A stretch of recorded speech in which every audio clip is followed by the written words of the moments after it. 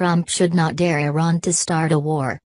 The Trump administration's renunciation of the Iran deal is an act of needless belligerence that serves little purpose beyond restoring hostility between the United States and Iran.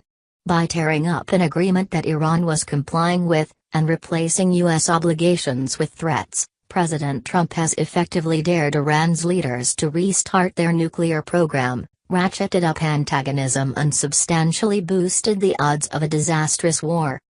A U.S. Iranian war could come through a preventive U.S. bombing, an Iranian response to a covert U.S. action to undermine its regime, or through a flare-up of hostility in Syria.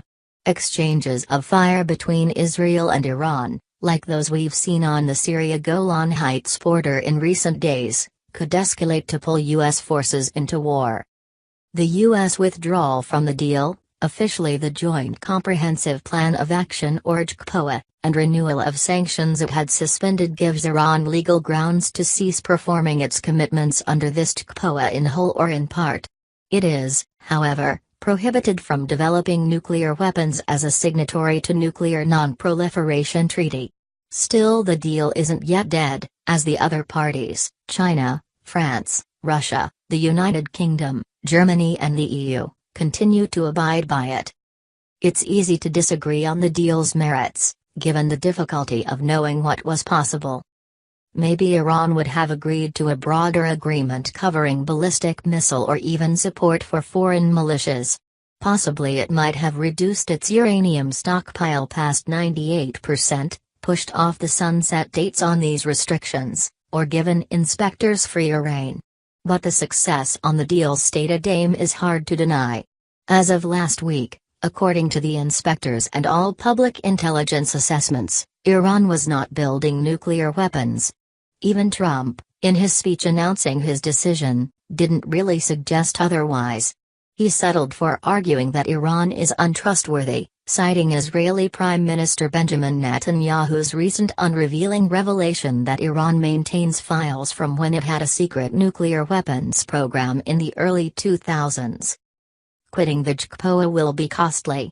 The most evident cost is erosion of trust in U.S. commitments.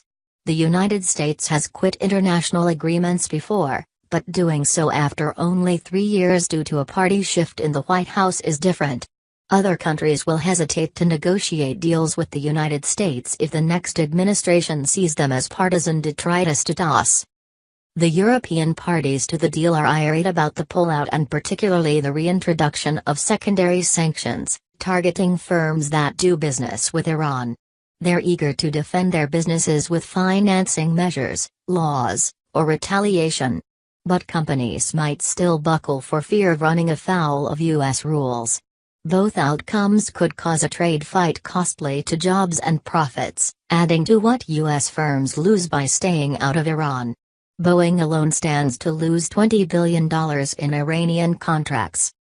The deal also suggests that the administration may not be too serious about getting North Korea to completely disarm. That was never realistic, particularly after what happened to Saddam Hussein and Muammar Gaddafi. Leaving the deal while insisting Iran complies anyway just reinforces the perception that dictators without nuclear weapons invite U.S. bullying. The biggest danger of quitting the deal is war with Iran. For now, the Iranians aren't planning to quit complying or to eject the International Atomic Energy Agency, IAEA, inspectors. But they reserve that right, depending on their talks with the Europeans.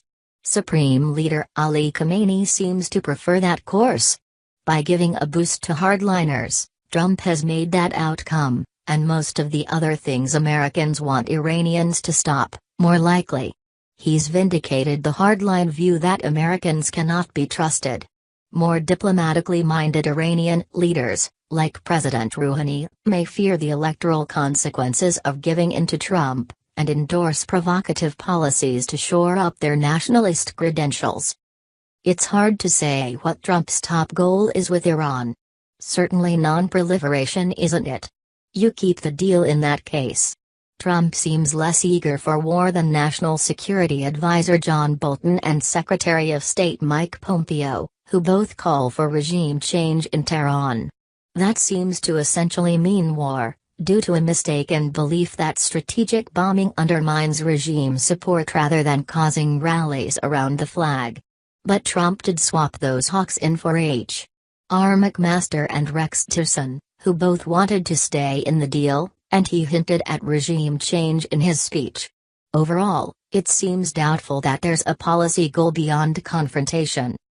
One path to war: the Iranians restart their program, and the United States launches a preventive strike, or backs up Israel if it does. If that strike seems to fail, or leads to retaliation by Iran or the militias it supports, like Hezbollah, a wider war could occur, possibly including a U.S. invasion of Iran. Even covert regime change efforts could set off a similar chain of events. The proximity of U.S. and Iranian forces in Syria is another flashpoint. The Iranians might react to tension with more aggressive behavior towards U.S. or Israeli forces there. The fighting near Golan could be an example. Or the militias they back there, or in Iraq or Lebanon, might do so. The best way to limit the odds of war is to keep Iran in the deal. That starts with changing tact on secondary sanctions to allow European firms to do business with Iran. Another pacifier is getting U.S. forces out of Syria and Iraq, or at least cooperating with Iran to avoid clashes there, and discouraging the Israelis from preventive strikes on Iranian forces. Finally, it's worth containing fears of Iran. Its military and religious establishment funds bad actors, but ultimately its middling power poses a threat to the United States, unless misguided fears cause us to launch another foolish war.